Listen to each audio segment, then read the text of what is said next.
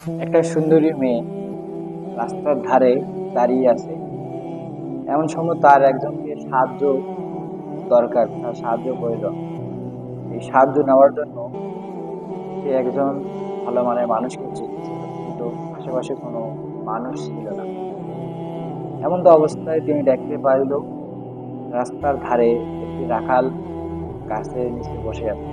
তখন ওকে বলল, ভাই আপনি কি আমাকে একটু সাহায্য করতে পারবেন? তখন রাখাল তাকে সাহায্য করলো, ওই সুন্দরী মেয়ে একটু দেখতে ভালো, এই কারণে একটু সাহায্য করলো। পরবর্তীতে তাদের দুজনের কথাবার্তা ভালো হইলো।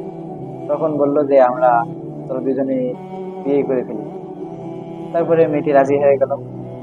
তারপরে চলো তাহলে এখন আমরা কাজী অফিসে যাই, কাজীর কাছে যাই। যখন কাজীর ওখানে গেল, সুন্দরী মেয়ে, কাজী সাহেব এখনো বিয়ে করেনি।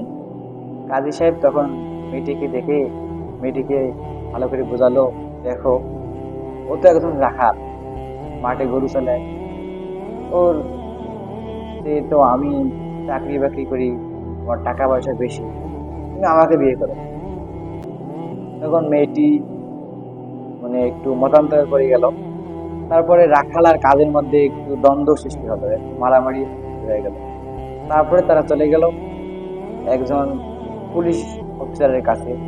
পুলিশ অফিসার ভালো মেয়েকে দেখে পুলিশ বলল যে এরা দুইজন তো, একজন রাখাল একজন কাজী।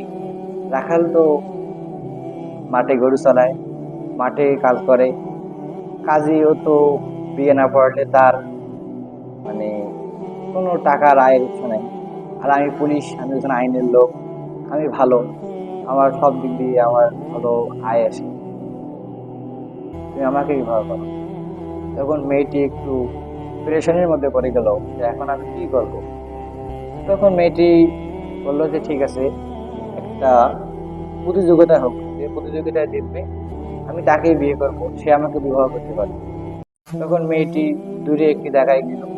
তখন বলল যে তোমরা যে সবার আগে আমার কাছে আসতে পারবে আমি তাকেই বিবাহ করব। তখন মেয়েটি যখন সামনে গেল, রাতের তিনজনে যখন মেয়েটিকে পাওয়ার জন্য দৌড় দিল, এমন তো অবস্থায় একটা গর্তের মধ্যে তিনজনের পড়ে গেল। এটি একটি উদাহরণ ছিল, উদাহরণস্বরূপ। এই সুন্দরী মেয়েটিকে বোঝানো হয়েছে এটি দুনিয়া, আর এই রাখাল, কাজী সাহেব এবং পুলিশ অফিসারকে বোঝানো হয়েছে মানুষ। আমরা দুনিয়ার পিছনে সবাই ছুটি, দুনিয়ার দিয়ে আমরা পাগল, কিন্তু একটা বারও চিন্তা করি না আমরা কবরে কি নিয়ে যাব।